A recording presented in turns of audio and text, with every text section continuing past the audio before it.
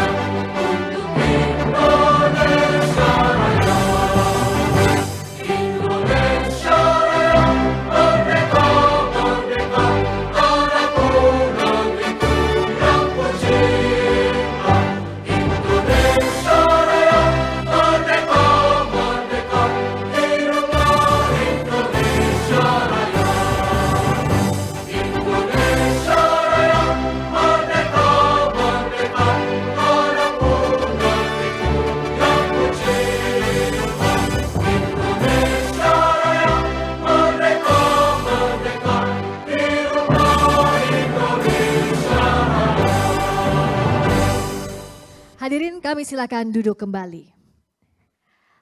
Bapak Ibu hadirin yang kami hormati, program President Candidate Lecture hari ini akan berlangsung selama 1,5 jam dengan tema Iptekin, Ilmu Pengetahuan, Teknologi, dan Inovasi untuk Ketahanan Ekonomi dan Demokrasi Indonesia.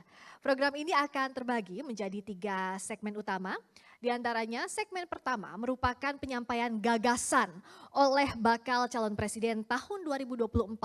Dilanjutkan segmen kedua adalah diskusi bakal calon presiden dengan para panelis dari Perhimpunan Periset Indonesia. Dan diakhiri dengan segmen audience bertanya. Sebelum saya menjelaskan lebih lanjut bagaimana aturan main di forum kali ini, terlebih dahulu kita akan sama-sama mendengarkan sambutan dari Ketua Umum Perhimpunan Periset Indonesia yang terhormat Bapak Insinyur Syahrir IK MM. Kami silakan.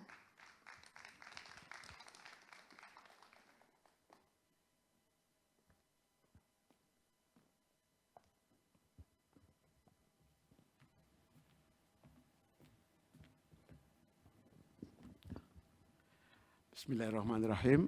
Assalamualaikum warahmatullahi wabarakatuh. Selamat siang, salam sejahtera untuk kita semua. Yang saya hormati Bapak bakal calon presiden gitu ya Pak Ganjar ya, yang sudah hadir bersama kita. Tepuk tangan buat Pak Ganjar. Ya, beliau sangat happy, audiens juga happy Pak, para periset happy. Puji syukur kita panjatkan kepada Allah Subhanahu wa Ta'ala bahwa hari ini kita diberi kesempatan untuk hadir di sebuah acara yang sangat penting yang digagas oleh PPI, yaitu sebuah acara yang kami beri nama Presiden Candidates Lecture. Saya tambah PPI di situ karena ini mungkin Pak Ganjar, ini mungkin baru kali ini nih ada statement atau tema Presiden Candidate Lecture, baru PPI Pak Ganjar. Jadi mudah-mudahan ini bermanfaat untuk kita semua. Yang kami hormati para hadirin semua yang hadir di sini, mereka adalah para periset dari perwakilan dari PPI Pusat, ada perwakilan dari PPI Wilayah. Ini jumlah wilayah kami sudah 21 wilayah Pak Ganjar. Ada semua di sini perwakilan-perwakilannya, ditambah para profesor. Jadi sebenarnya para profesor ini kami minta ke sini bukan menakut-nakuti Pak Ganjar nih, tapi mereka membawa pesan-pesan akademik gitu. Pak Ganjar dan hadirin sekalian, dalam rangka pemilihan presiden dan wakil presiden RI periode 2024-2029, PPI sebagai organisasi profesi yang keanggotaannya berjumlah sekitar 10.000 orang periset yang tersebar di seluruh Indonesia terpanggil untuk memberikan kontribusi akademik. Jadi kata kuncinya ini kontribusi akademik dalam mendukung pesta demokrasi sebagai bagian dari visi PPI. Adapun visi PPI adalah terwujudnya periset Indonesia yang beretika, profesional, berdaya saing global, serta mendukung kemajuan dan kemandirian bangsa.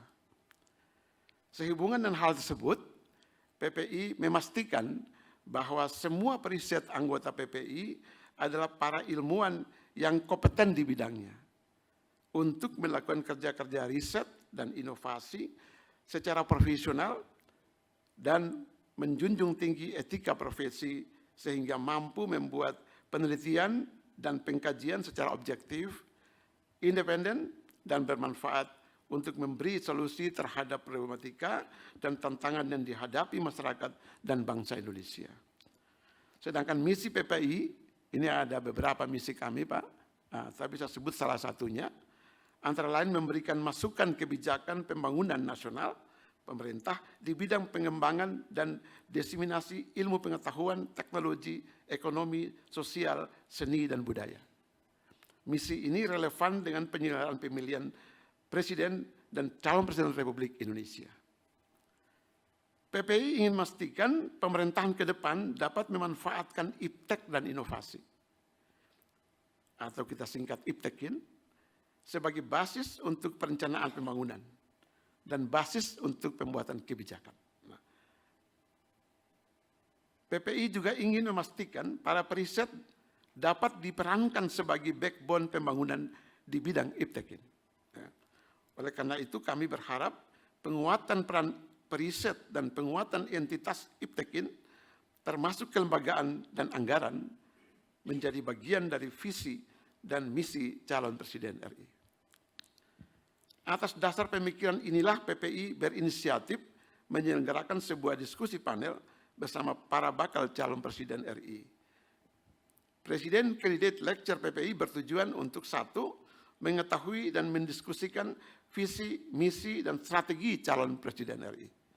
Dan kedua, menyampaikan dan mendiskusikan naskah akademik tentang urgensi iptekin untuk penguatan ketahanan ekonomi dan demokrasi menuju Indonesia Emas 2045. Besar harapan kami melalui acara ini akan terbangun pemahaman yang komprehensif dan langkah bersama untuk mendorong penguatan ketahanan ekonomi dan demokrasi menuju Indonesia Emas 2045 melalui iptekin.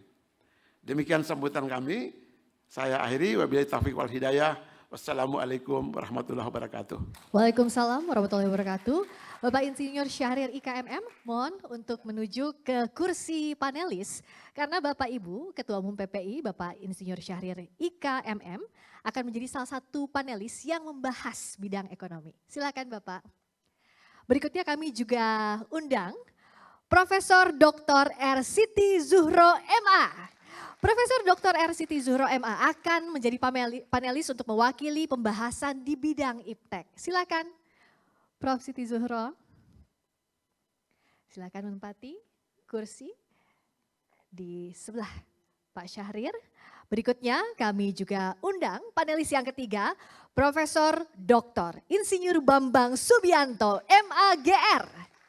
Profesor Bambang akan mewakili pembahasan di bidang inovasi. Siang Bapak, silakan Prof. Bambang. Sesuai yang sudah saya sampaikan sebelumnya di awal, Bapak Ibu hadirin yang kami hormati, terdapat 3 segmen dalam program President Candidates Lecture hari ini. Aturan main dalam forum kali ini antara lain bakal calon presiden akan diberikan waktu selama 10 menit untuk menyampaikan gagasannya, nanti juga akan dibantu timer atau penunjuk waktu di depan. Dan dalam penyampaian gagasan, para bakal calon presiden 2024 tidak diperkenankan untuk secara sengaja atau tidak disengaja membandingkan programnya dengan program tokoh Indonesia atau bakal calon presiden lainnya. Pemaparan materi dilarang keras mengandung unsur sentimen sara, suku, agama, ras, dan antar golongan atau kalimat persuasif yang menyebabkan terjadinya kegaduhan atau keributan. Dan selama waktu yang diberikan, seluruh tamu undangan yang hadir secara offline mohon tidak diperkenankan untuk memberikan respons dalam bentuk apapun. Baik, sekali lagi saya menginformasikan bahwa program President Candidates Lecture adalah forum diskusi serta tukar informasi antar bakal calon presiden 2024 dengan Perhimpunan Periset Indonesia dengan tema Iptekin untuk Ketahanan Ekonomi dan Demokrasi Indonesia. Di hari ini Bapak Ibu ada 3 sesi para bakal calon presiden 2024. Di sesi pertama kami mengundang Bapak Anies Baswedan. Di sesi kedua kami mengundang Bapak Ganjar Pranowo. Dan di sesi ketiga kami mengundang Bapak Prabowo Subianto. Di sesi kedua ini mari kita undang dengan hormat Bapak Ganjar Pranowo. Pak Ganjar, selamat siang. Silakan. Mohon untuk di tengah terlebih dahulu, Bapak Ganjar. Izin saya bantu sebentar. Silakan Bapak. Selamat siang, apa kabar Pak Ganjar? Baik, alhamdulillah sehat. Terima kasih sudah hadir di President Candidates Lecture hari ini. Izinkan saya menyampaikan dulu aturan dalam penyampaian gagasan. Untuk Bapak Ganjar, untuk bakal calon presiden diberikan waktu 10 menit untuk menyampaikan gagasan. Tema dari gagasannya adalah Iptekin untuk Ketahanan Ekonomi dan Demokrasi Indonesia. Dan nanti Bapak selain pertanyaan dari para panelis akan ada juga pertanyaan dari para audiens. Jadi silahkan untuk menyiapkan pertanyaan kepada bakal calon presiden 2024. Dan untuk sesi gagasan kita persilakan Bapak Ganjar Pranowo. Silakan Bapak monggo, berikan tepuk tangan yang meriah untuk Bapak Ganjar Pranowo.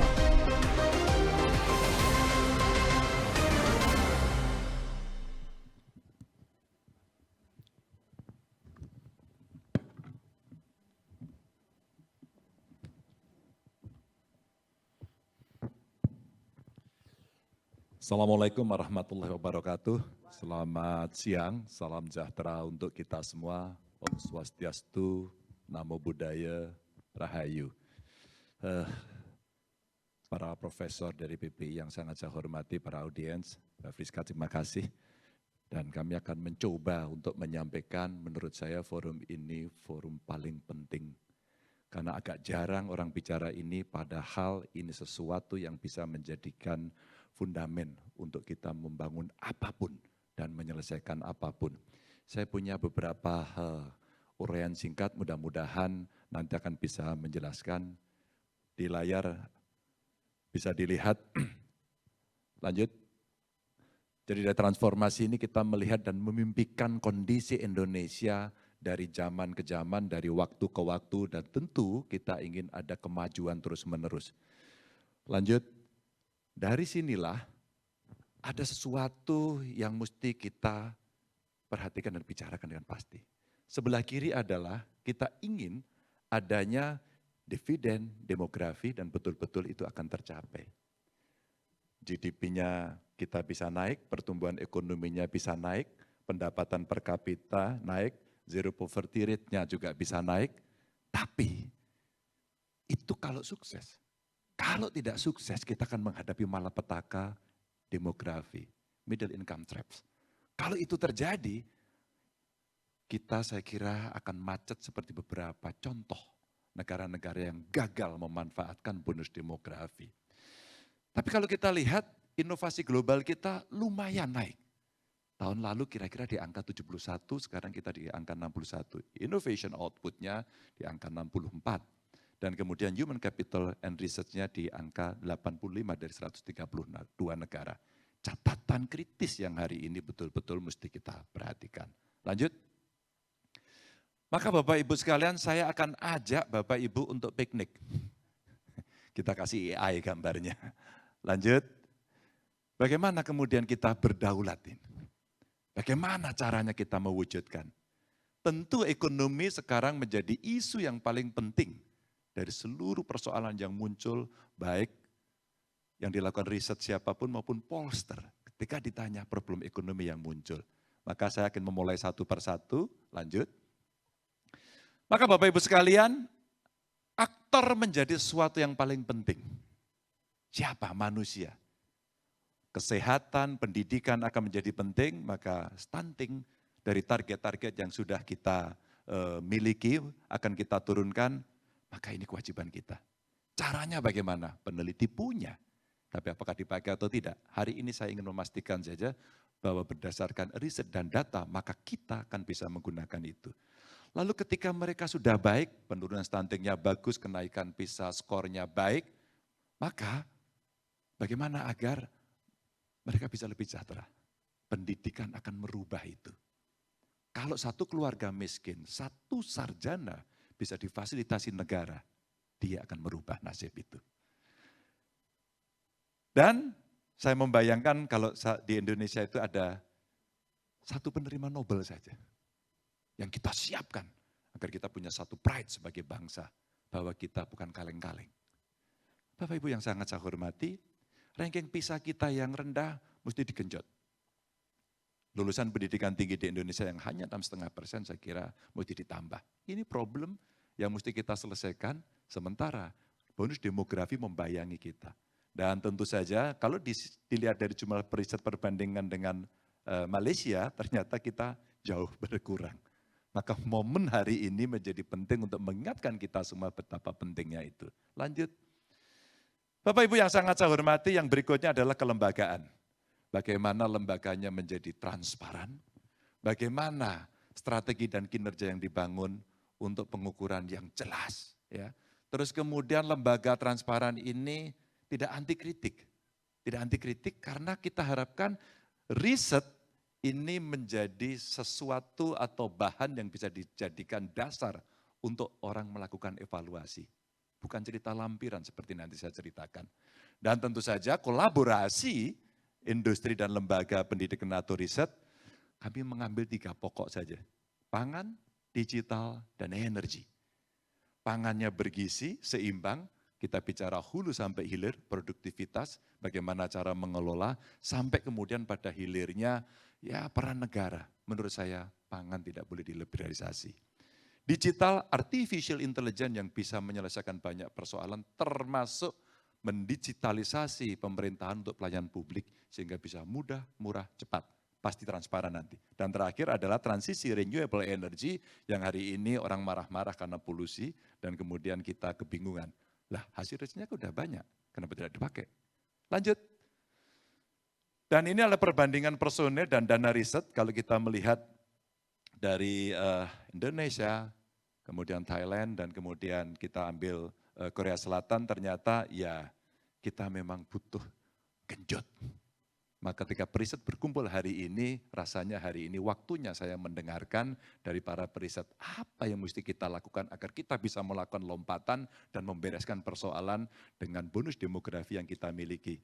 Dan inilah angka-angka anggaran yang ternyata kita cuma 0,3, ya. Thailand saja bisa 1,1 dan kemudian Korea Selatan 4,8. Terbayangkan nggak kalau kita bisa ambil 1% saja dari PDB untuk para periset? Saya kira mereka akan jauh lebih bisa produktif. Lanjut.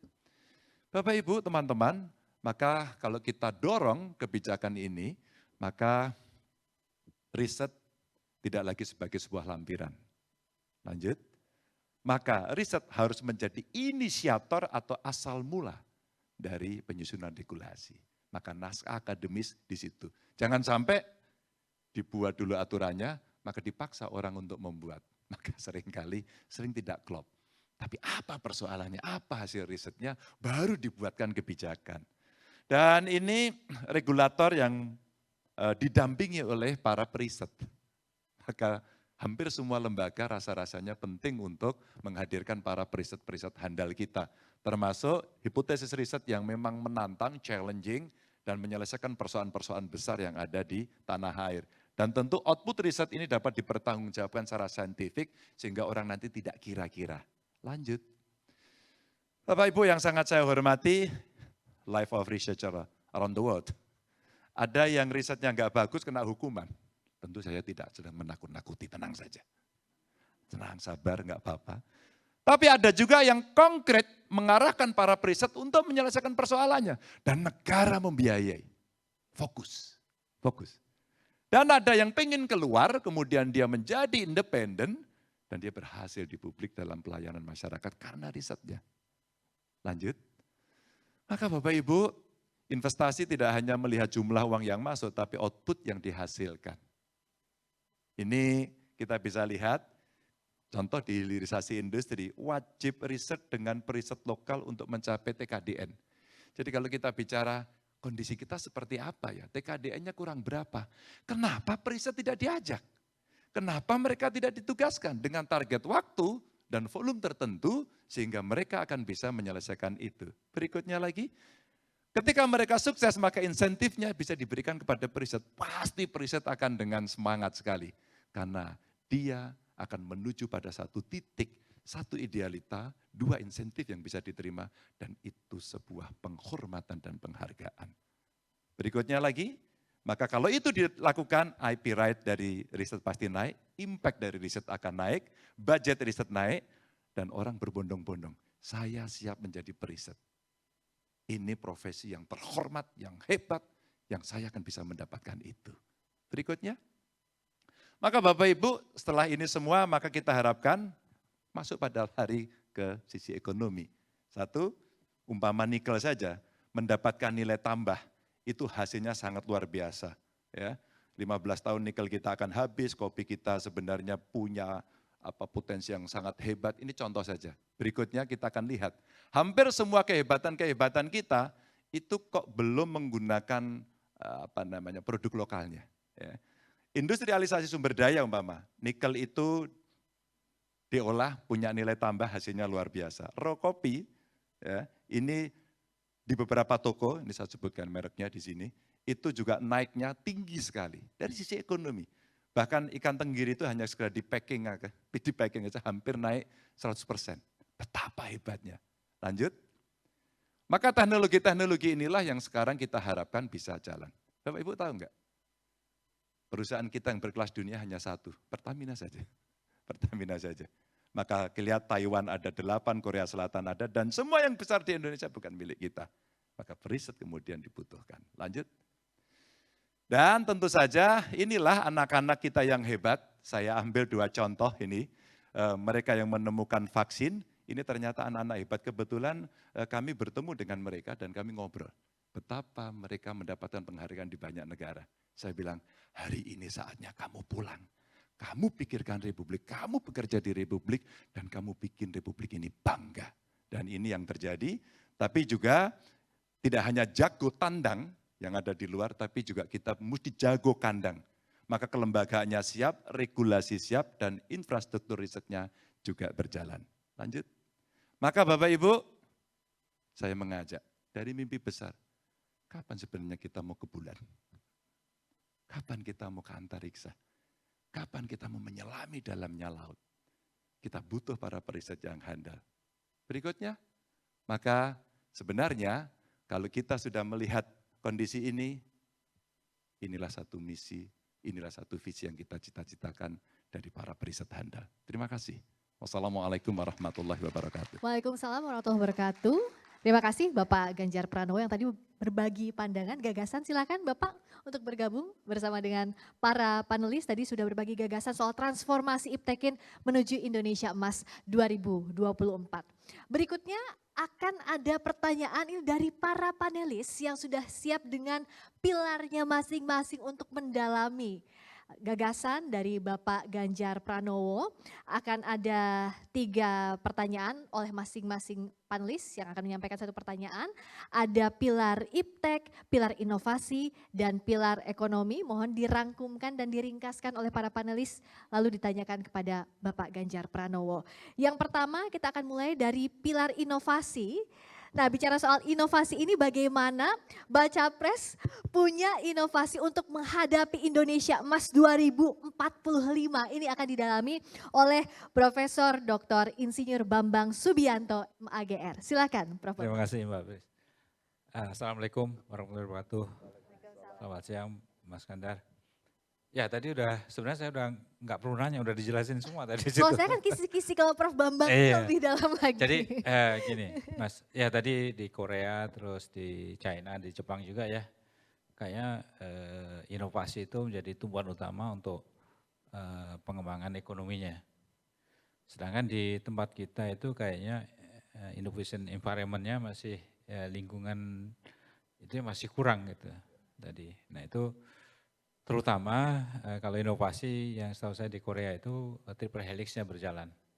Jadi antara triple helix itu kerjasama antara pemerintah, perusahaan sebagai user teknologi dan kami, periset, institusi Litbang yang sebagai produsen teknologi. Nah di tempat kita masih belum jalan itu, terutama usernya atau dari pihak swasta itu masih sangat minim sekali ikut kontribusi untuk melaksanakan risetnya seperti yang dijelaskan Mas Ganjar tadi.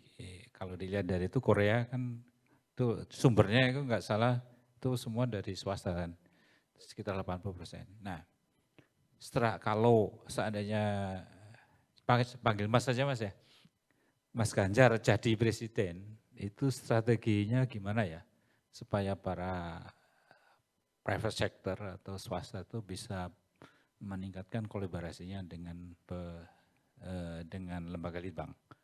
Itu yang pertama. Yang kedua Mas, tadi itu cita-cita saya itu, yaitu Nobel Prize. Selama ini di Indonesia belum ada yang menerima Nobel Prize. Waktu saya jadi PLT Kepala LIPI itu salah satu impian kami adalah suatu saat ada peneliti Indonesia yang memperoleh Nobel Prize. Karena kemungkinan besar dengan adanya sumber alam kita, sumber alam hayati yang luas dan banyak ini, kemungkinan pasti bisa. Tetapi pengalaman saya ketemu seorang Nobel Prize di Kyoto University, dia bilang bahwa itu tidak bisa dilakukan secara instan. Nah, harus dilakukan secara panjang. Jangka panjang minimal 15 tahun, 10 tahun atau 20 tahun baru perlu. Nah itu diperlukan suatu konsistensi tema penelitian dan pembiayaan. Nah sistem pembiayaan di negara kita kan sistemnya per tahun ya pakai DIPA. Nah ini yang mungkin nanti menurut Mas Ganjar kira-kira sistem pembiayaan dan pendanaan di negara kita itu sebaiknya seperti apa supaya para periset ini bisa satu saat saya walaupun mungkin saya sudah meninggal tapi suatu saat saya ingin ada peneliti Indonesia yang dapat Nobel Prize. 2 itu aja. Terima kasih. Terima kasih tepuk tangan untuk Prof Bambang untuk pertanyaannya. Silakan. Langsung Pak ya. Ganjar, Terima kasih Prof Bambang. Partisipasi swasta. Kenapa saya tadi ngambilnya tidak terlalu banyak? 1 kita ambil politik pangan, 2 digital, 3 energi yang perlu transformasi. Kalau negara ini fokus, maka mesti ada penugasan yang kita lakukan. Government memberikan penugasan, periset dilibatkan, swasta dilibatkan. Kenapa swasta juga tidak tertarik? Coba kasih insentif kepada mereka. Insentif kepada perusahaan, insentif kepada periset, agar kita bisa menyelesaikan persoalan itu. Kalau itu diberikan, maka yang ada dalam pikiran saya, beberapa fokus isu penting itu akan bisa diselesaikan oleh satu tim. Dan dalam hal-hal tertentu, itu mesti betul-betul ada yang mengawasi. Kalau perlu. Ini menjadi program nasional dan laporannya langsung pada presiden. Kalau di situ, maka tidak akan ada yang mengganggu. Pasti. Terbayangkan kalau presidennya cerewet. Mana hasilnya, sampai di mana progresnya. Maka itu akan terjadi.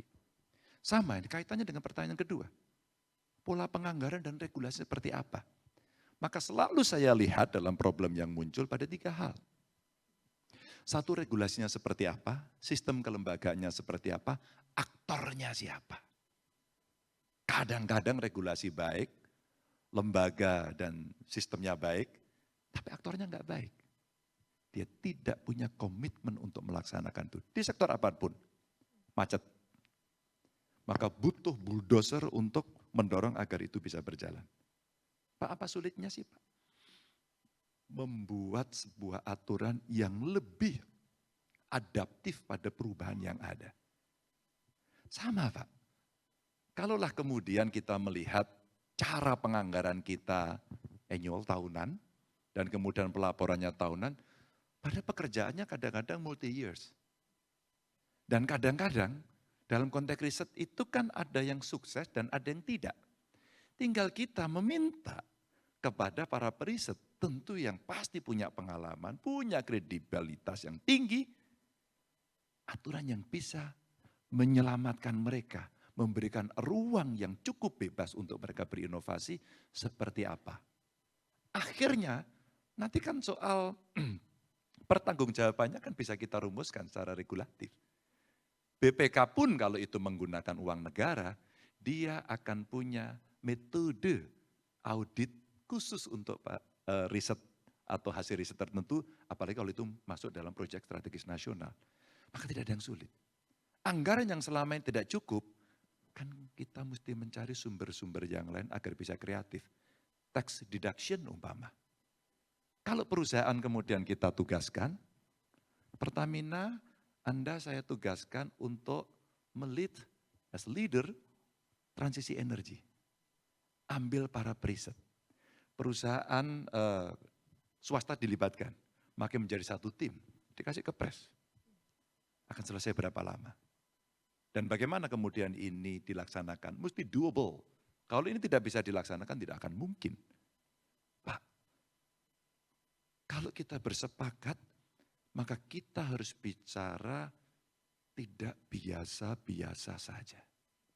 Bagaimana perubahan yang luar biasa ini direspon dengan hanya biasa-biasa saja, dan kita ketakutan pada regulasi yang tidak terlalu adaptif dan tidak terlalu lincah menghadapi perubahan ini.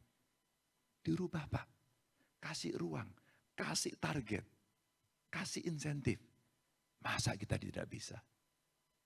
Jadi ketika kita ketemu salah satu periset yang menemukan satu vaksin, saya ngobrol di Surabaya, Mbak, apakah Anda berkenan untuk bekerja di Indonesia? Iya, saya pingin. Tapi karena hari ini belum, saya bekerja di Australia. Padahal saya menemukan banyak sekali paten terkait dengan bioscience. Saya akan mencari tempat orang yang bisa menampung kami. Sedih Pak Bambang saya rasanya. Maka saya bilang, kamu saya lamar untuk masuk bekerja di Indonesia. Langsung di ekspertnya, wow. Pak, anak-anak itu banyak dan saya yakin dari PPI lebih banyak lagi yang kita miliki. Begitu Pak Bambang. Terima kasih Pak Ganjar Pranowo menjawab 2 poin pertanyaan dari Prof. Bambang. Berikutnya yang tak kalah penting juga bicara soal pilar IPTEK. Nah untuk pilar IPTEK ini kita akan sama-sama mendalami bagaimana IPTEK ini memiliki peranan yang sangat penting untuk kemajuan Indonesia, khususnya untuk mencapai Indonesia Emas 2045 yang akan ditajamkan pertanyaannya oleh Profesor Dr. R. Siti Zuhro MA. Silakan Prof. Siti. Terima kasih. Assalamualaikum warahmatullahi wabarakatuh. Waalaikumsalam warahmatullahi wabarakatuh. Saya menikmati tadi presentasinya dari Baca Pres Ganjar Pranowo, luar biasa. Apa yang bisa saya catat dari beberapa poin yang disampaikan tadi itu adalah sebetulnya negara kita ini prospektif ya.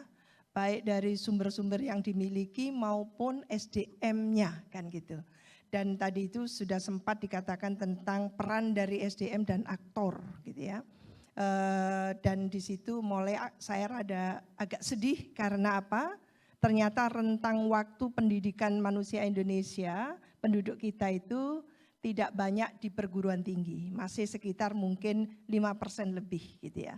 Selebihnya adalah baru SD, SMP, SMA. Lah, menyadari yang seperti itu tentu beberapa hal yang patut kita sampaikan ya dalam hal ini adalah tadi saya senang sekali bahwa sebetulnya sejauh mana sih keberpihakan atau concern yang serius gitu ya sebagai calon presiden. Karena sudah tinggal 2 hari lagi mau daftar kan ya, calon presiden gitu ya. Kalau sampai dilantik gitu ya, tolong tunjukkan kepada kita di mana sih kebijakan yang betul-betul mau yang tadi itu dikatakan bahwa ini perlu kebijakan iptekin, ilmu pengetahuan teknologi dan inovasi yang betul-betul mampu nantinya mensejahterakan rakyat Indonesia. Saya turun ke bawah sekarang. Apakah melalui kebijakan desentralisasi dan otonomi daerah saat ini gitu ya, itu terjadi sinergi, kolaborasi dan tentunya praktek pemerintahan yang betul-betul gitu ya, kita harapkan itu seiring sejalan antara pusat, provinsi, kabupaten, dan kota. Dan belum lagi kalau kita kaitkan dengan desa. Ini eranya membangun Indonesia dari desa. Kok rasanya desa belum betul-betul diletakkan proper gitu ya. Ke depan ini saya, karena yang saya hadapi ini adalah Pak Gubernur tadinya, 2 periode. Pasti sudah makan garam. Membangun Indonesia dari desa, 75.000 lebih desa di Indonesia, kalau kita lakukan klasifikasi, tidak seluruhnya maju. Sepertiga maju, sepertiga menengah, sepertiga tertinggal. Katakan dengan gambaran kasar seperti itu. Kalau mau melihat Indonesia maju dari desa, apa yang akan dilakukan Pak Baca Pres ini, Mas Baca Pres ini? Karena masih muda juga ya, meskipun rambutnya putih gitu. Masih jauh lebih muda dari rambutnya umurnya. Maka tolong berikan formulanya supaya pas nanti ada pelantikan, gaspol itu membangun desa. Kami di BRIN itu punya formula tentang desa inovasi. Buku panduannya sudah ada. Kapan pemerintah melakukan itu? Daripada desa ini masih bingung, diberikan pendamping masih bingung dia. Ini sudah ada. Ini bukan hanya di tataran konsep, tapi bisa diaplikasikan. Kami turun gunung gitu ya. Silakan Pak Baca Pres. Bagaimana kita memperbaiki, membangun KESRA yang diamanatkan oleh konstitusi kita, preambul konstitusi kita, untuk mensejahterakan rakyat ini. Terima kasih. Terima kasih. Tepuk tangan untuk pertanyaan dari Prof. Siti Zuhro tadi soal kebijakan iptekin yang mampu menyejahterakan, termasuk juga formula untuk membangun desa dan menyejahterakan dari mulai tingkat desa dan kesejahteraan rakyat masyarakat. Terima kasih. Silakan Pak Ganjar. Terima kasih Prof. Wiwi. Materinya dikasih ke saya aja, besok tinggal menerapkan ya. Ini yang saya cari. Sebenarnya ketika saya bertemu dengan banyak orang dan mereka sudah diimplementasikan, punya inovasi, punya teknologi, punya pengalaman, kok kita tidak mau pakai? Ini problem komitmen. Maka Prof. Wiwi ada yang menarik. Desa secara kelembagaan sekarang masih ada sedikit problem. Karena dia pemerintahannya mengacu ke Kementerian Dalam Negeri, tapi kakinya eksekusinya ada di Kementerian Desa. Rasanya mesti diselesaikan secara kelembagaan. Kalau kita bicara dari sisi aturan atau regulasi, sudah sangat jelas dia punya kewenangan. Hanya, sekali lagi, desa itu butuh diberikan kepercayaan penuh agar mereka bisa melakukan inovasi dengan kearifan yang ada di tempat mereka. 3, tugas kakaknya. Siapa kakaknya? Kabupaten. Tugas mereka adalah mendampingi. Bagaimana cara mendampingi? Ada periset untuk dilibatkan, ada kampus untuk dilibatkan, ada aktivis desa untuk dilibatkan.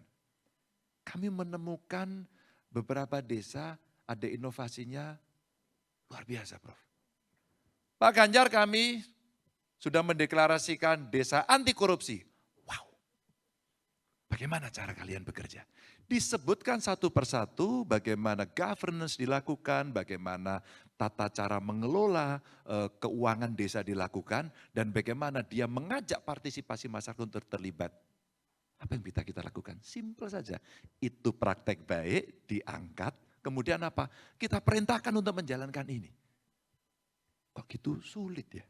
Jadi ingat Gus Dur, gitu aja kok repot. Satu, kita menghargai sebuah karya yang sudah ada, kemudian kita masukkan dalam satu sistem, kita jadikan public policy. Dua, inovasinya mesti dirangsang. Kalau saya boleh bercerita sedikit pengalaman, setiap kali muncul lomba-lomba inovasi, orang kebingungan. Apa ya enaknya? Maka berdasarkan keluhan atau cerita atau kegagapan mereka, saya sampaikan, satu dinas harus nabung satu inovasi. Apa inovasi yang Anda harus buat? Satu aja. Apa yang paling banyak dikomplain rakyat? Anda selesaikan itu dengan inovasi. Pak, kami tidak mampu, Pak, kami tidak bisa. Kamu punya teman, kamu hanya butuh piknik, dan piknikmu butuh agak jauh.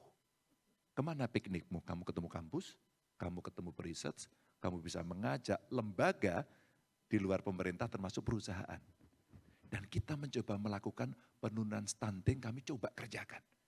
Kampus diajak, hasil riset ada, bahkan ada beberapa desa umpama di Sukoharjo itu menemukan asupan makanan. Itu hasil riset di desa, karena di sana jamu banyak sekali. Anak-anak yang tidak bisa makan atau nafsu makannya kurang, dikasih itu ternyata makannya banyak sekali. Satu saja men-trigger untuk anak bisa makan lebih banyak dan kemudian asupannya kita berikan. Asupan itu ternyata komposisinya dibuat oleh para periset. Maka ketika itu bisa ditarik menjadi kebijakan publik, itu hanya butuh satu cara. Hanya butuh palu diketuk dan kemudian jalan. Maka itu harus dilakukan oleh top leader ketika mereka paham dan mereka bisa sejalan. Dan tentu saja justru pertanyaan menggoda saya adalah bagaimana agar daerah ini bersinergi dengan pusat ini, Prof. Karena kalau daerah ketika kita membuat Brida, Jawa Tengah saya kira Brida kedua yang dibuat. Bali dengan nama baru, NTB dulu ngobrol-ngobrol dengan kami, tapi NTB lahir duluan. Kami lahir berikutnya. Pada saat itu terjadi kegagapan Brida. Kami melakukan apa? Anda kaji saja problem yang muncul di masyarakat. Saya kira Anda punya long list yang ada. Layanan buruk, tadi stunting. Kenapa anak tidak mau sekolah? Teknologi nilai tambah yang ada di desa. Yang ada di desa. Orang bilang mungkin tepat guna. Itu daerah kok kering. Padahal ada sekolah iklim, ada cara mengadakan air, ada cara mengadakan energi, ada pupuk organik yang semua secara praktis bisa dilaksanakan. Pertanyaannya, apakah cukup sinergis? Belum.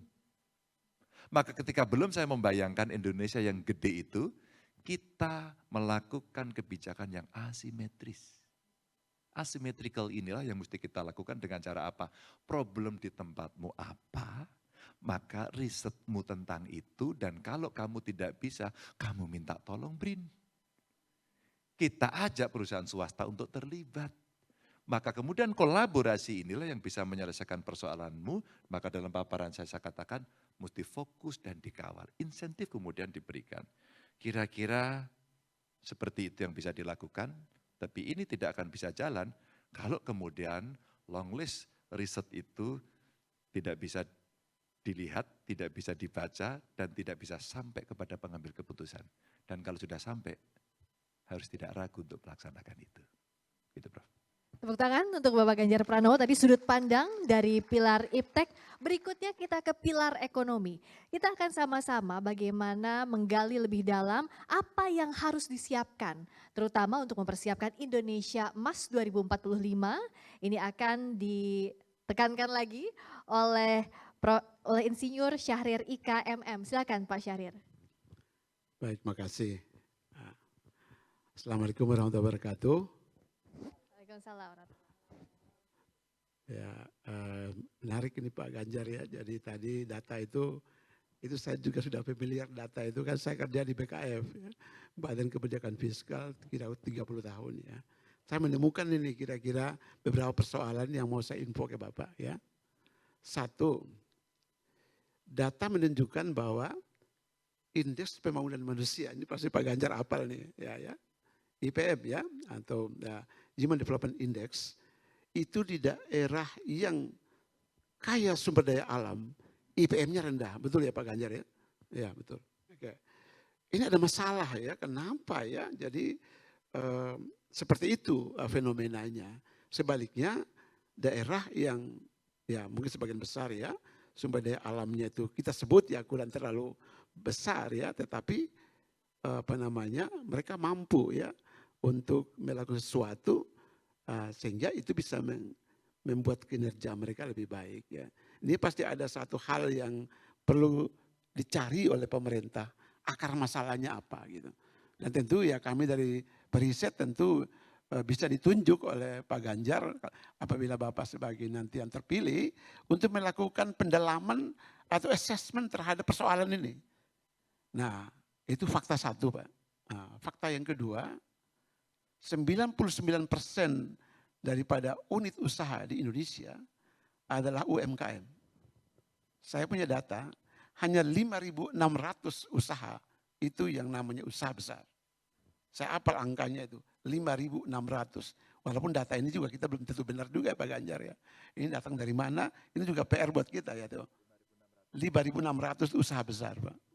Ya, 1.200 itu usaha menengah, kemudian 99% dari yang total populasi itu adalah UMKM gitu ya Pak Ganjar, totalnya sekitar 65 juta, lalu 63, sekian juta itu usaha mikro, kemudian 44,2 juta itu ultra mikro. Itu yang pinjamannya 3 juta, 2 juta sampai program Pak Ganjar yang waktu saya ikut juga di Jawa Tengah. Saya masih ingat saya sama Pak Wamen waktu itu ketemu Pak Ganjar di sana, itu program seperti yang Umi itu ya, Umi itu. Nah ini mereka susah sekali, bukan saja access to finance, tetapi mendevelop dia untuk scaling up-nya susah. Tidak ada strategi yang bagus untuk men-scaling up mereka ini. Gitu Pak ya. Padahal praktek di dunia internasional bisa kita belajar sebenarnya. Tapi kita belum belajar ya. Nah saya menduga Pak Ganjar, dua faktor ini yang menyebabkan ketimpangan kita itu tinggi. Gini rasio kita Pak ya, 0,42 sekarang ya. Waktu dia COVID dia ke 0,45. Nah padahal 20 tahun lalu gini rasio kita Pak Ganjar pasti hafal angkanya 0,32. Jadi bagaimana kita back to 0,32 itu satu perjuangan yang luar biasa kita lakukan. Saya menduga bahwa struktur ekonomi kita yang tidak ideal itu yang membuat itu terjadi. Jadi PR pemerintah ke depan, bagaimana kita meresak ekonomi kita agar yang ibarat kalau Rosto dulu trickle dan effect gitu ya, itu barangkali bisa kita pakai dengan cara Indonesia gitu. Saya kira itu. Terima kasih Pak Ganjar. Tepuk tangan untuk Pak Syahrir, Insinyur Syahrir Ika. Silakan Pak Ganjar. Ada BUMN, rasanya kita mulai berpikir konsep semacam BUMN adalah BUMR. Kalau BUMN aja dikasih talangan duit, kenapa BUMR Badan Usaha Milik Rakyat tidak dikasih? Dan itu UMKM dan itu mikro. Prof. Syahrir, ketika terjadi pandemi banyak orang datang kepada saya dan marah-marah karena tidak bisa jualan. Lalu pada saat itu akhirnya kita paham bahwa mereka ternyata skillnya rendah. Begitu digempur badai COVID, dia tidak punya alternatif bagaimana dia survive. Dia jualan diuber-uber oleh Satpol PP yang nyuruh gubernur.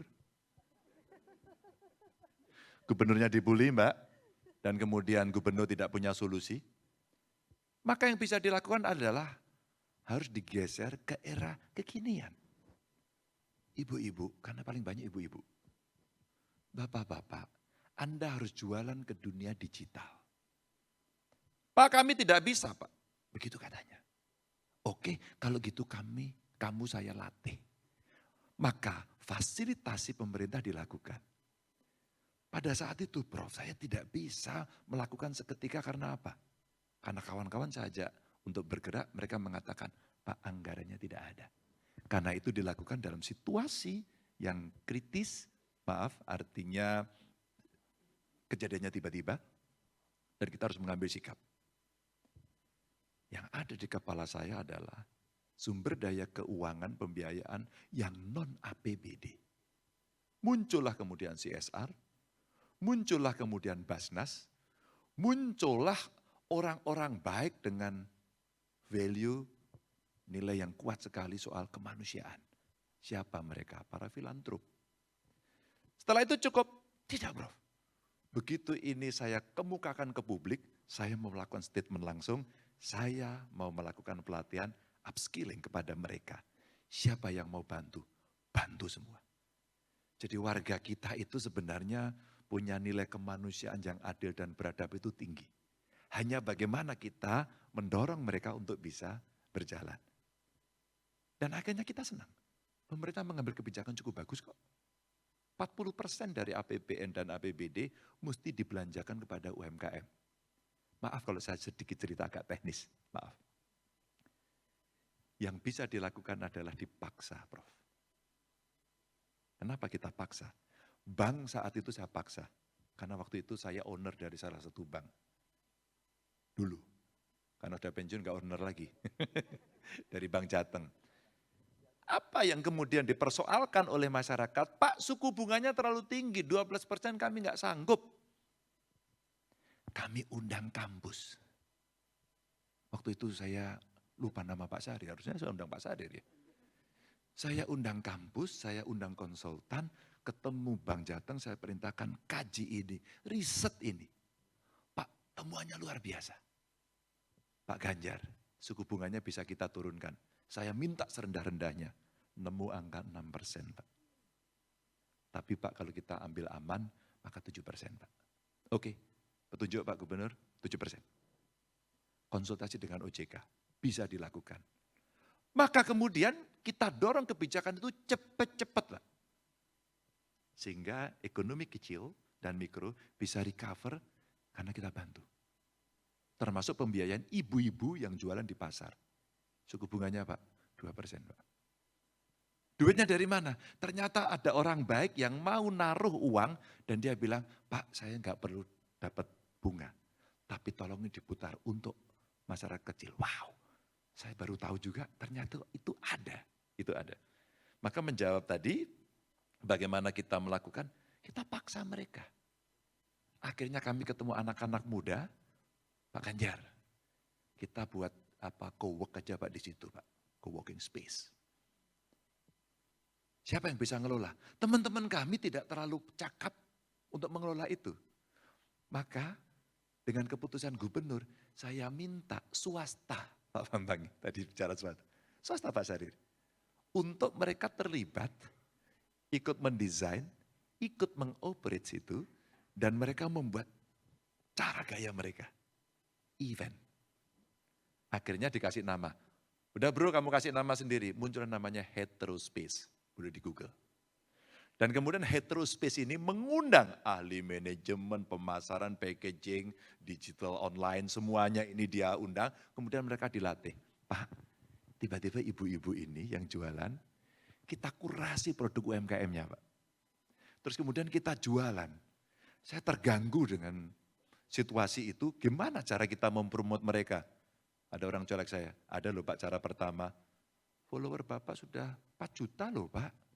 Kenapa IG-nya nggak dipakai? Itulah nemu hashtag lapak Ganjar yang kelak kemudian akhirnya jadi akun, Mbak. Berkembang banyak, kita undang ahli manajemen, kita undang ahli packaging, kita undang ahli yang mengerti tata cara jualan di online, Mbak. Ibu-ibu ini begitu kita latih hanya butuh waktu tidak lebih dari setengah jam, Mbak. Mereka dilatih cara jualan.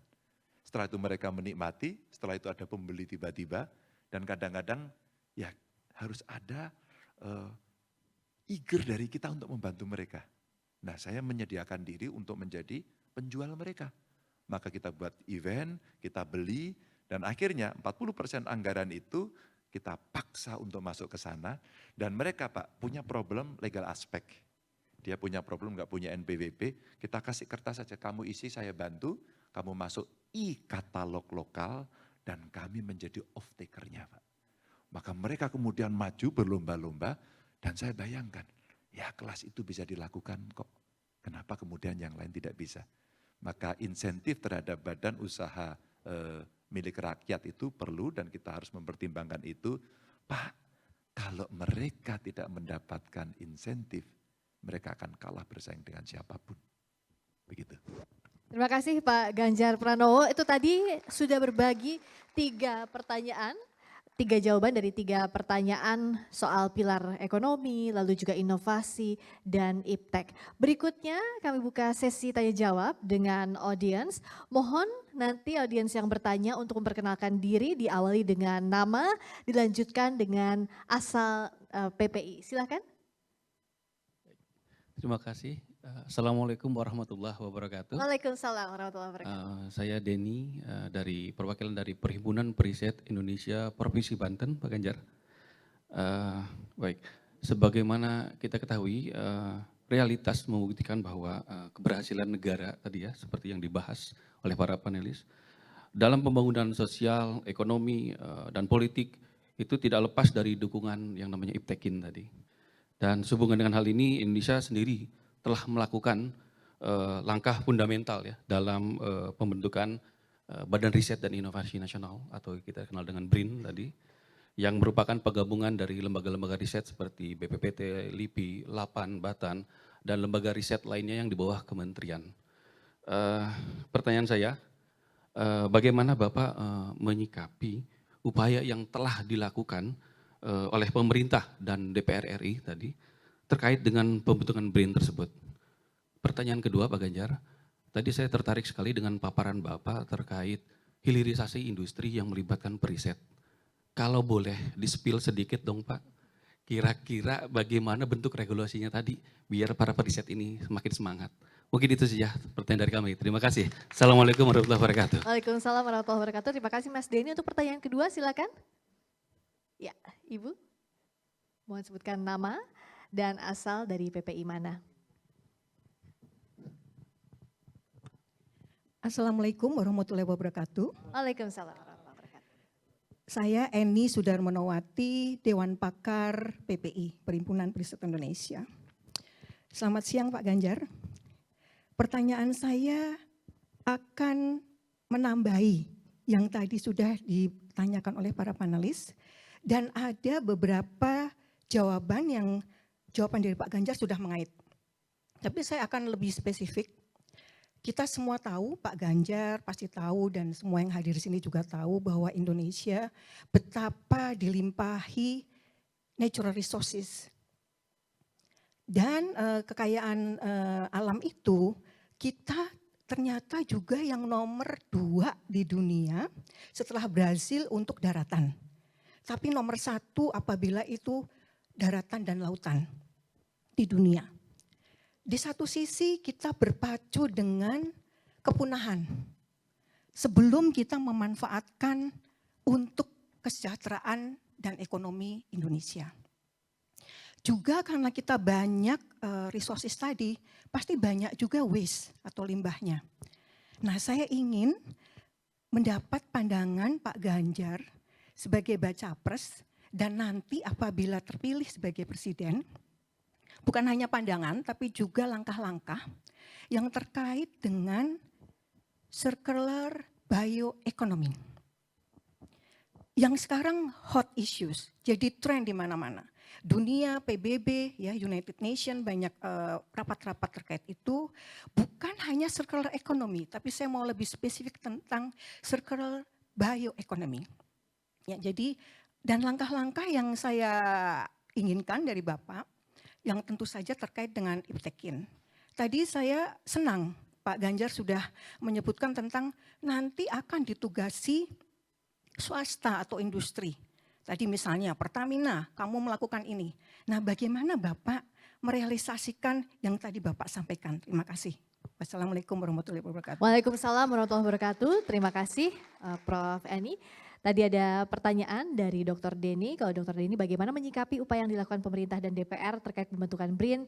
Juga tolong di-spill soal hilirisasi industri melibatkan periset itu regulasinya seperti apa. Kalau tadi Prof. Eni menekankan soal langkah terkait circular bioeconomy dan juga langkah konkretnya terkait Iptekin yang tadi Bapak paparkan. Silakan. BRIN adalah undang-undang. Maka tugas pemerintah adalah melaksanakan. Kalaulah kemudian secara kelembagaan ada problem, maka problem itu mesti diselesaikan. Karena ini undang-undang, kita tidak boleh melanggar itu. Yang berikutnya adalah bagaimana regulasi tentang periset. Saya akan kaitkan dengan pertanyaan Prof. Eni tadi.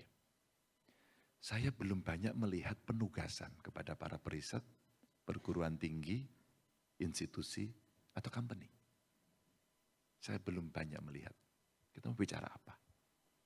Hari ini kita bicara daulat pangan contohnya. Tapi kita ribut terhadap satu data, pertanian.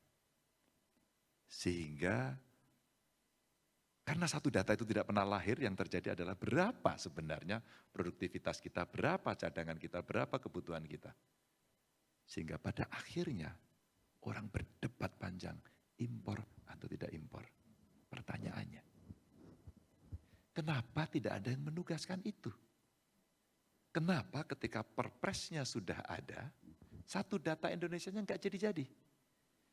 Maka kemudian problem data kita selalu berdebat panjang. Kalau saya boleh spill, Bung Denny dari BPI di Banten punya problem di sana. Ada dari BRIN Pusat, ada satu perusahaan terkait yang di sana mesti selesai cepat. Ya saya panggil aja. Kalau ini mesti diselesaikan, kira-kira menurut Anda, satu, bagaimana caranya? Dua, berapa lama waktunya? Tiga, kebutuhan apa yang Anda perlukan? A, B, C, D. Yakin, berani, bisa, tanda tangan di sini. Kamu saya kasih perintah khusus untuk menyelesaikan ini. Terbayangkan, Bung? Kalau kemudian seluruh sektor tadi, saya kaitkan dengan Bu Eni yang banyak sekali, maka begitu banyaknya tugas yang bisa kita berikan kepada para periset. Tentu periset tidak stand alone. Dia butuh kolaborasi, dia butuh difasilitasi, dia butuh target untuk mereka bisa menyelesaikan. Saya membayangkan, kalau satu data Indonesia tidak selesai, saya panggil sajalah para ahlinya, saya minta Anda datang di depan saya, silakan angkat tangan siapa yang bisa menyelesaikan persoalan dalam waktu 2 bulan. Kalau Anda selesai, saya kasih insentif kenaikan pangkat istimewa. Kalau Anda tidak selesai, Anda mundur. Tos. Ya atau tidak. Hitam atau putih. Jangan jadi abu-abu. Saya sedih kalau kita melihat kemudian contoh UMKM yang gedenya minta ampun, Prof. Siapa yang mendampingi mereka? Kalaulah ada sistem pendampingan, pembiayaan, pelatihan yang sudah settle, maaf kalau perlu nyontoh kita. Itu loh negara lain, Pak. Saya pernah ada di sana, saya pernah mengerjakan, saya pernah menjadi bagian. Oke, kamu ke sini, kamu jalan. Saya spill sedikit lagi, biar Anda mulai terangsang. Kalau Anda sukses, Anda bisa mengelola dengan baik, dari hasil pantauan dan evaluasinya bagus, rasanya Anda perlu memimpin lembaga ini. Ya dong. Maka political appointee yang ada bisa diberikan Menurut saya itu akan menjadi insentif. Mereka yang pinter, mereka yang mau, mereka punya kapasitas, mereka akan bersaing. Bukan menunggu dekat-dekatan atau menunggu menjadi tim sukses. No. Fair dong. Sudah terbayangkan Bu Deni? Siap menghadapi tantangan saya? Ini tidak mudah, tapi tim harus disiapkan. Sumber daya alam, ketakutan pada kepunahan, ada limbah, dan ada circular bioeconomic yang mesti diselesaikan. Ini sebenarnya problem besar yang hari ini kita identifikasi. Anak-anak generasi Z, anak muda, mereka gelisah pada kondisi lingkungan. Mereka sangat peduli pada global climate change. Mereka peduli pada ekonomi sirkuler. Mereka peduli pada green economy dan blue economy. Kepedulian ini mesti diarahkan, dikasih ruang agar mereka kemudian mau masuk ke sana. Merisetlah,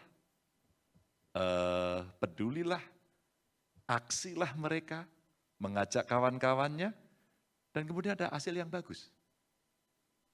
Kalau kemudian itu bisa dilakukan, kira-kira bagaimana secara spesifik ini dilakukan? Bu Eni ini seperti sama dengan Pak Denny. Saya bukan orang teknis yang mengerti soal ini. Tapi ketika kemudian saya bertemu dengan para peneliti dan keputusan itu ada di tangan saya, sebenarnya tugas saya hanya bertanya, Bapak Ibu, siapa yang bisa menyelesaikan ini? Bu Eni, ada kejadian menarik ketika saya bertemu dengan para peneliti. Kejadiannya sekitar 7-8 tahun yang lalu. Bertemulah para peneliti. Lalu saya bicara begini, Pak Ganjar kegelisahannya apa? Saya ingin buat garam. Karena impor garam kita tinggi. 2/3 kita laut, Ibu tadi sudah sampaikan. Dan kita gagal untuk membuat garam. Ngaku saja, nggak usah banyak berdebat. Kita gagal, titik. Tugas kita adalah kita bangkit. Pak Ganjar, kita tidak ada matahari yang cukup. Ya teknologi lah. Korea Selatan punya kok. Saya ketemu dengan teman-teman dari Korea Selatan, kalau Anda mau silahkan pakai teknologi ini. Kami akan install. Beli. Maka kemudian saya bicara dan ketemulah dengan seorang ahli yang dia belajar itu. Saya Pak Ganjar. Dengan agak tidak tahu saya bertanya, karena biar lebih mudah. Kalau saya butuh membuat satu pabrik garam, berapa biaya yang saya butuhkan untuk investasi itu? 10 miliar katanya, buatkan saya 5. Alhamdulillah Bu, sampai hari ini tidak berhasil. Satu, kenapa tidak berhasil? Karena saya hanya memerintahkan. Tentu insentifnya tidak ada. Tapi kalau Anda saya tugaskan, Anda saya hire seperti konsultan dan kemudian Anda saya bayar segini, tim Anda segini, dugaan saya itu akan berjalan. Termasuk kemudian circular bioeconomic ini. Bu, ketika hari ini kita bicara hilirisasi ya Bu Eni, hilirisasinya apa? Yang muncul terus kan nikel terus. Kenapa kita tidak hilirisasi produk pertanian kita? Kenapa sawit kita hanya menjadi minyak goreng? Kenapa turunan-turunannya kita tidak olah untuk mempunyai nilai tambah? Kenapa? Padahal yang punya nilai tambah itu harganya melipat-lipat luar biasa. Kenapa? Dan keputusan Pak Jokowi untuk tidak mengekspor raw material untuk nikel, ternyata mendapatkan pertentangan. Secara politik berarti kita punya kekuatan yang diakui dunia dan mereka mulai memperhitungkan kita. Terbayangkan Bu kalau laut, terbayangkan Bu kalau pertanian kita, terbayangkan kalau kemudian kita hilirisasi produk digital kita. Terbayangkan infrastruktur digital kita sudah bagus dan anak-anak sekarang dia akan mengenerate seluruh produk yang ada di situ. Maka saya sebut tadi, IP-nya kemudian diperhatikan, ekonomi growth-nya akan naik karena mereka masuk pada ekonomi baru dalam dunia digital. Dan ini adalah ruang terbuka yang sangat luas untuk kita bisa masuk ke situ. Maka kalau saya sampaikan, ya nanti ekonomi lingkungannya menjadi buruk karena untuk recovery mahal karena kita eksploitasi. Ya udah, kita simpan saja itu buat anak cucu kalau kita darurat, tapi kita bergeser pada ekonomi kreatif, ekonomi digital. Dan penugasannya sama. Maka saya bayangkan kenapa tadi di awal saya katakan betapa pentingnya pertemuan kita kali ini, karena itu sesuatu penting, tidak banyak orang tertarik, tapi PPI mengundang. Saya sudah diskusi kira-kira 1 tahun yang lalu untuk mengumpulkan ini, alhamdulillah saya diundang. Dengan segala ketidaktahuan saya, hari ini saya banyak tahu dan kemudian saya makin optimis. Pasti di perpustakaan teman-teman yang ada di PPI sudah bertumpuk-tumpuk karya yang tinggal kita update untuk kita eksekusi. Betapa hebatnya kita dan betapa bisa lari dengan cepat karena ada hasil-hasil itu pada hari ini. Begitu. Terima kasih Pak Ganjar tadi atas pertanyaannya Prof. Eni dan Dr. Denny. Kita hari ini sudah membahas diskusi siang ini soal 3 poin utama, 3 poin kunci. Yang pertama soal IPTEKIN, ilmu pengetahuan ekonomi dan inovasi, Indonesia Emas 2045 dan daya tahan ekonomi. Berikutnya silakan Pak Ganjar Pranowo, apa yang ingin digarisbawahi dari tema gagasan kita pada hari ini terkait IPTEKIN untuk ketahanan ekonomi dan demokrasi Indonesia. Silakan Pak. Saya optimis. Karena ada pertanyaan-pertanyaan yang menurut saya kita relate betul. Satu, para pakar, anggota PPI menyampaikan kepada kami sudah ada hasil risetnya, bukan belum ada. Satu, sudah ada. Kedua, ternyata betul, kegamangan para peneliti adalah entar aku nggak dipakai, percuma buang waktu, tenaga, pikiran, habis itu salah dipidana. Sudah ada? Sudah. Maka mereka butuh perlindungan. Mereka butuh perlindungan. Maka yang ketiga adalah ketika ini sudah ada, insentif bisa diberikan, aturan dilakukan, maka yang terakhir kenapa saya bilang optimis, tinggal memberikan penugasan kepada mereka fokus pada beberapa persoalan-persoalan yang menjadi unggulan bangsa ini untuk kita menjadi besar di 2045. Terima kasih Bapak Ganjar Pranowo. Sebelum kita menuntaskan acara ini, izin Pak Ganjar ada simbolis penyerahan naskah akademik dari Pak Syahrir dan kawan-kawan. Mohon untuk ke tengah panggung. Didampingi juga para panelis, Prof. Bambang, juga Prof. Siti Zuhro dan Prof. Syarif. Mohon juga bergabung. Pak Ganjar izin sebelah sini boleh agak tengah. Ya, Pak Syahrir juga boleh agak tengah. Menghadap ke arah kamera, mohon Ibu Bapak. Yang pertama diserahkan. Ini naskah akademik urgensi IPTEKIN untuk penguatan ketahanan ekonomi dan demokrasi menuju Indonesia Emas 2045. Silakan foto bersama terlebih dahulu. Ini diharapkan mampu menjadi petunjuk penyelesaian masalah pada pilar IPTEKIN. Terima kasih. Lalu berikutnya ada juga plakat. Mohon diserahkan plakat Prof. Bambang.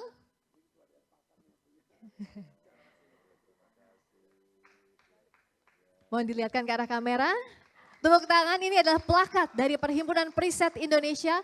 Bapak Ibu mohon berfoto bersama terlebih dahulu, Pak Ganjar, juga Prof. Siti Zuhro, Pak Syahrir. Silakan Prof. Syarif juga. Mohon lihat ke arah kamera bersama kawan-kawan. 1, 2, 3. Sekali lagi. 1, 2, 3. Sekali lagi tepuk tangan yang meriah untuk bakal Capres 2024 Bapak Ganjar Pranowo, para panelis Profesor Dr. R. Siti Zuhro MA, Profesor Dr. Insinyur Bambang Subianto MAGR, Insinyur Syahrir IKMM, dan seluruh tamu undangan dari Perhimpunan Periset Indonesia. Saya Friska Clarissa menutup forum kali ini. Terima kasih, sampai jumpa.